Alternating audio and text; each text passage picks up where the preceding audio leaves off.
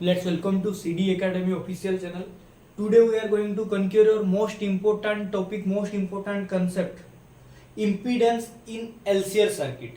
Impedance in LCR circuit. तो मेरे भाई आज हम तुम्हारा एक मोस्ट इंपोर्टेंट टॉपिक और मोस्ट इंपोर्टेंट कॉन्सेप्ट इम्पीडेंस इन एलसीआर सर्किट को 10 से 15 मिनट में एक ही वीडियो में समझेंगे।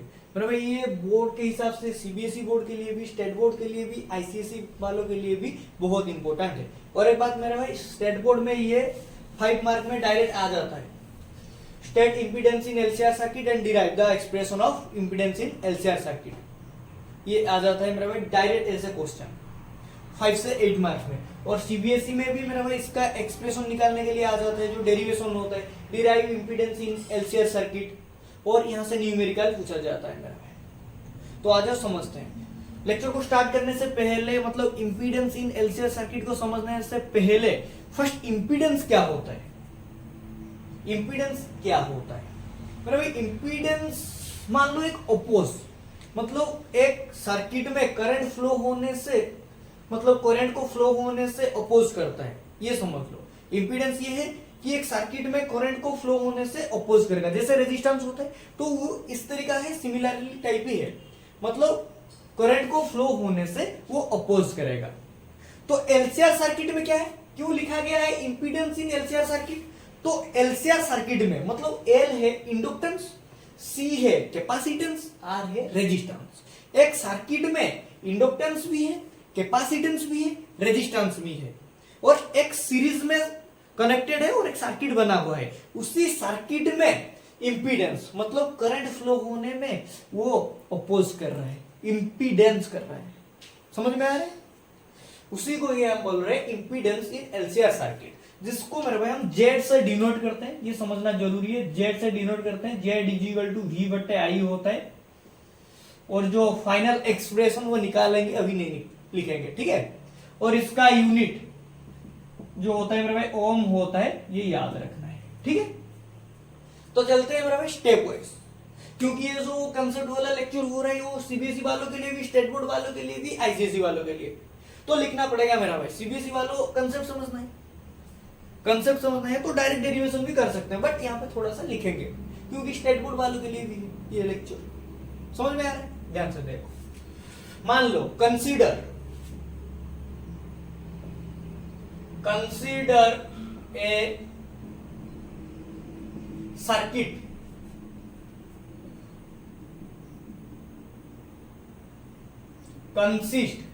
consist of inductance,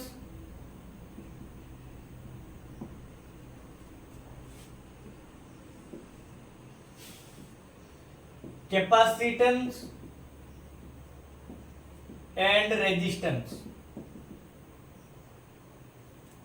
समझ में आ रहा है? Consider a circuit consist of inductance, capacitance and resistance connected in series, series में कनेक्टेड है, connected in series with supplied voltage, with supplied AC voltage. मान लो supplied AC voltage, alternating current voltage. समझ में आ रहा है? With supplied AC voltage. बात पकड़ में आ रही मेरा भाई? इसको समझने के लिए फेजर डायग्राम बनाना पड़ता है, बहुत सारे, मतलब बहुत ही लेंथी टॉपिक हो जाता है समझने के लिए, टिपिकल हो जाता है। एकदम इजी से समझा लूंगा, कोई जरूरत नहीं होगा फेजर डायग्राम का, बस थोड़ा थोड़ा कंसेप्ट समझना होगा, थोड़ा थोड़ा कंसेप्ट माइंड में बैठ जाएगा मेरा भाई। नहीं तो इसका लेक्चर मेरा भाई 1 आवर हो जाएगा इसी टॉपिक का। समझ में आ रहा है? ध्यान से देखो। हमने क्या बोला है, हम एक सर्किट कंसीडर करेंगे जिसमें इंडक्टेंस होगा, कैपेसिटेंस होगा, रेजिस्टेंस होगा, सीरीज में कनेक्टेड होंगे और सप्लाइड होंगे एसी वोल्टेज। उस सर्किट में एसी वोल्टेज सप्लाइड होगा। ध्यान से देखो। मान लो ये एक सर्किट है, ये एक इंडक्टेंस है, ये एक कैपेसिटेंस है। समझ में आ रहा है? ये क्या है, ये एक रेजिस्टेंस है। सीरीज में कनेक्टेड है या पैरेलल में? सीरीज में। ध्यान से देखो। एसी वोल्टेज का सोर्स मान लो ये क्या है, वी एसी वोल्टेज क्या हो जाएगा, V equal to V naught sine omega T, V is equal to V naught sine omega T. ध्यान से देखो, इंडक्टेंस, कैपेसिटेंस, रेजिस्टेंस सीरीज में कनेक्टेड है with supplied voltage, supplied AC voltage V is equal to V naught sine omega T. समझ में आ रहा है ना नहीं आ रहा है? समझ में आ रहा है ना नहीं आ रहा है? अभी क्या करना है, पोटेंशियल डिफरेंस निकालना है, पोटेंशियल निकालना है, potential across inductance, potential across capacitance, potential across resistance. ध्यान से देखो, एक एक का निकालना है, ध्यान से देखो, जैसे बोल रहा हूं ऐसे ही करो। मतलब पोटेंशियल निकालो, इसी सर्किट में पोटेंशियल निकालो फर्स्ट रेजिस्टेंस के लिए। क्या हो जाएगा, पोटेंशियल अक्रॉस रेजिस्टेंस क्या हो जाएगा, ध्यान से देखो, V R is equal to क्या हो जाएगा, आई आर हो जाएगा, V R is equal to I R. फिर देखो, फिर पोटेंशियल निकालो कैपेसिटेंस के लिए। समझ में आ रहा है, potential across capacitance,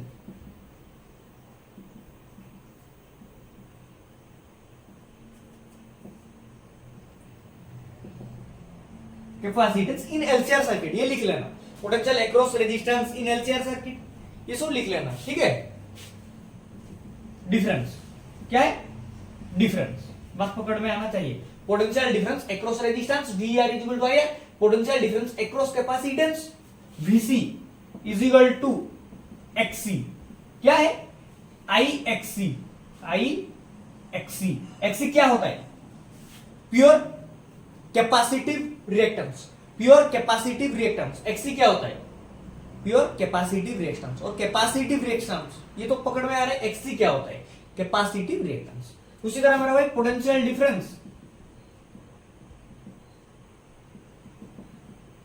across inductance क्या हो जाएगा, VL inductance L, VL is equal to I XL, I XL।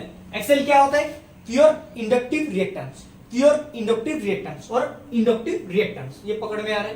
Potential difference across resistance VR is equal to IR, potential difference across capacitance VC is equal to IXC, potential difference across inductance VL is equal to IXL। यहां पे XC है capacitive reactance, XC है capacitive reactance, XL है inductive reactance, ये पकड़ में आना चाहिए मेरे को। फिर देखो, ध्यान से देखो, एक बात जो पता होना चाहिए मेरे भाई, इसीलिए फेजर डायग्राम यहां पे ड्रॉ करना जरूरी होता है। रेजिस्टेंस सर्किट में, प्योर रेजिस्टिव सर्किट में वोल्टेज और करंट का जो ग्राफ होता है वो सेम होता है, बट पोटेंशियल मतलब कैपेसिटिव, प्योर कैपेसिटिव सर्किट में क्या होता है, करंट लीड करता है, वोल्टेज लैग करता है।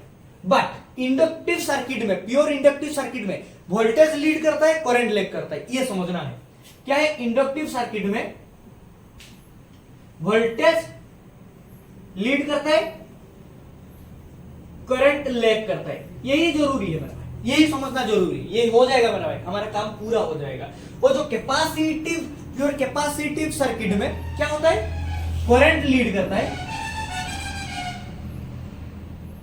वोल्टेज लैग करता है, ये बात पकड़ में आना चाहिए और कुछ जरूरी नहीं है। ध्यान से देखो, ये मिटा रहा हूं। अब हम रिजल्टेंट निकालेंगे। क्या है, resultant, resultant voltage, resultant voltage across LCR circuit. हमने ये रेजिस्टेंस के लिए निकाल लिया पोटेंशियल डिफरेंस, ये तुम्हारा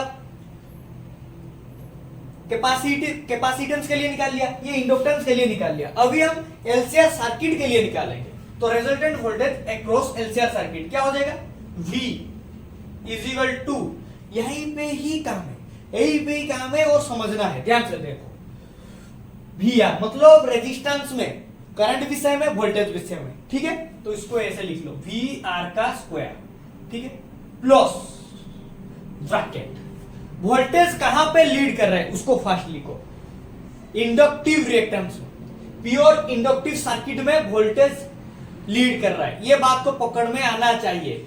इंडक्टिव सर्किट में वोल्टेज लीड कर रहा है, बार बार बोल रहा हूं, इंडक्टिव सर्किट में वोल्टेज लीड कर रहा है। तो यहां पे लिखना है एक्सएल, आई एक्सएल, और इसको लेकर फिर सिंप्लीफाई करेंगे, VL का स्क्वायर माइनस कहां पे वोल्टेज लैग कर रहा है, कैपेसिटिव सर्किट में, प्योर कैपेसिटिव सर्किट में, तो उसको लिखो Vc, क्या Vc का स्क्वायर का रूट ओवर, बस यही काम है, ये इक्वेशन बनाना है और कुछ दिक्कत वाली बात नहीं है। ये इक्वेशन फॉर्म हो गया, यहां तक चलाया तो बात खत्म हो गया, मतलब वैल्यू पुट करना है और कुछ नहीं है, सिंप्लीफाई करना है। इसको समझना है कि रेजिस्टिव सर्किट में, प्योर रेजिस्टिव सर्किट में वोल्टेज करंट सेम होता है, तो इसको लिख लो, इसका काम कोई नहीं। प्लस कहां पे वोल्टेज लीड कर रहा है, और दो ही सर्किट बचा है, एक इंडक्टिव सर्किट, एक कैपेसिटिव सर्किट। इसी दोनों में याद रखना है कि इंडक्टिव सर्किट में वोल्टेज लीड कर रहा है, इंडक्टिव सर्किट में वोल्टेज लीड कर रहा है, तो इसको लिखेंगे VL का स्क्वायर माइनस कहां पे वोल्टेज लैग कर रहा है, एक ही सर्किट बचा है कैपेसिटिव सर्किट, माइनस Vc का स्क्वायर का रूट ओवर। बस इसको ही सिंप्लीफाई करना है और कोई दिक्कत वाली बात नहीं है। ध्यान से देखो, V is equal to VR is equal to क्या है, IR, तो IR का square plus VL is equal to क्या है, IXL का square minus Vc is equal to IXC का स्क्वायर ब्रैकेट का रूट ओवर। ध्यान से देखो, यहां पे देखो I कॉमन है, यहां पे भी I कॉमन है, तो ध्यान से देखो हम I को बाहर ले आते हैं, I इज इक्वल I, यहां पे क्या हो जाएगा, R square plus XL square minus XC square का रूट ओवर। ये पकड़ में आ रहा है ना, नहीं आ रहा है, R square plus XL square minus XC square का रूट ओवर। ये I यहां पे इंटू है, यहां पे ले आओ V बटे I इंटू था, यहां पे डिवाइड हो गया, दिक्कत है नहीं है। यहां पे देखो क्या हो गया, R square plus XL square minus XC square का होल रूट। V बटे I क्या था मेरा भाई, बताया था Z, इंपीडेंस था। V बटे I क्या है, इंपीडेंस है, Z है, तो क्या हो जाएगा, V बटे I is equal to Z is equal to R square plus XL square minus XC square का होल रूट। तो यही होता है मेरा भाई इंपीडेंस इन LCR सर्किट का फाइनल एक्सप्रेशन। क्या होता है, फाइनल एक्सप्रेशन। तो ये था मेरा भाई complete concept, complete derive expression about impedance in LCR circuit 10 से 15 मिनट में। बस यहाँ पे इसको याद रखना है, ये जो इक्वेशन फॉर्म कर लिए, रिजल्टेंट वोल्टेज का इक्वेशन फॉर्म करने के लिए जो ट्रिक है मेरा भाई, कि तीन ही सर्किट है, एक रेजिस्टिव सर्किट है, एक कैपेसिटिव सर्किट है, एक इंडक्टिव सर्किट है। रेजिस्टिव सर्किट में, मतलब रेजिस्टिव सर्किट में, रेजिस्टेंस में क्या होता है, वोल्टेज और करंट का ग्राफ जो होता है सेम होता है, वोल्टेज और करंट सेम फेज में होता है। बट इंडक्टिव सर्किट में वोल्टेज लीड करता है बाय 90 डिग्री, बस इसको याद रखना है, वोल्टेज लीड करता है। कैपेसिटिव सर्किट में वोल्टेज लैग करता है। तो VR को ऐसे ही लिख दो, रेजिस्टिव सर्किट को ऐसे ही लिख दो, क्योंकि वोल्टेज और करंट का ग्राफ सेम है। फिर प्लस VR का स्क्वायर, फिर प्लस VL, कहां पे वोल्टेज लीड कर रहा है। दो ही सर्किट है ऐसा जहां पे वोल्टेज और करंट का ग्राफ चेंजेस हो रहा है, समझ में आ रहा है, कहां पे लीड कर रहा है, कहां पे लैग कर रहा है। तो इंडक्टिव सर्किट में वोल्टेज लीड कर रहा है, तो वोल्टेज लीड कर रहा है, माइनस कहां पे लैग कर रहा है, एक ही बचा है Vc का स्क्वायर। तो इसको सिंप्लीफाई करो मेरा भाई, ये चला आएगा, यहाँ पे कोई बात नहीं। बस यहाँ पे ही दिक्कत है इक्वेशन फॉर्म करने के लिए। अगर इसको तुम याद कर लेते हो कि इंडक्टिव सर्किट में वोल्टेज लीड कर रहा है, तो उसी से हम कैपेसिटिव सर्किट को माइनस करेंगे, क्योंकि कैपेसिटिव सर्किट में वोल्टेज लैग कर जा रहा है, तो लीड से लैग को माइनस कर लेंगे। बस इसको याद कर ले तो ये पूरा कंसेप्ट तुम्हारे लिए आसानी हो जाता है। नहीं तो फेजर डायग्राम बनाना पड़ेगा, फेजर डायग्राम रेजिस्टिव सर्किट के लिए, कैपेसिटिव सर्किट के लिए, इंडक्टिव सर्किट के लिए, तो बहुत ज्यादा लेंथी हो जाएगा। तो मेरे ख्याल से यही ही सबसे आसान है, सबसे आसान है। कंसेप्ट भी क्लियर हो रहा है, क्लियर हो रहा है, ऐसा नहीं कि छोड़ दे रहे, क्राम करने का कोशिश कर रहे, नहीं कर रहे क्या, इक्वेशन कैसे बिल्ड किया ये तो बताया ना स्टेप वाइज। क्योंकि रेजिस्टिव सर्किट में, फिर से दोहरा रहा हूं, ये बहुत इंपॉर्टेंट है, ये इक्वेशन फॉर्म का बात। रेजिस्टिव सर्किट में वोल्टेज और करंट का फेज इक्वल होता है, तो इसका काम कुछ नहीं, उसको रख दो। फिर प्लस बचा दो circuit, inductive circuit, capacitive circuit. Inductive circuit में वोल्टेज लीड कर रहा है, तो उसको फर्स्ट लिखो, माइनस कैपेसिटिव सर्किट में वोल्टेज लैग कर रहा है तो माइनस कैपेसिटिव सर्किट, बात खत्म। ये आता है फाइनल एक्सप्रेशन, ये भी बहुत इंपॉर्टेंट है, ये जो इक्वेशन और ये फाइनल एक्सप्रेशन इंपीडेंस इन एलसीआर सर्किट। तो ये था मेरा भाई कंप्लीट कंसेप्ट। तो थैंक यू, मिलते हैं नेक्स्ट लेक्चर के साथ।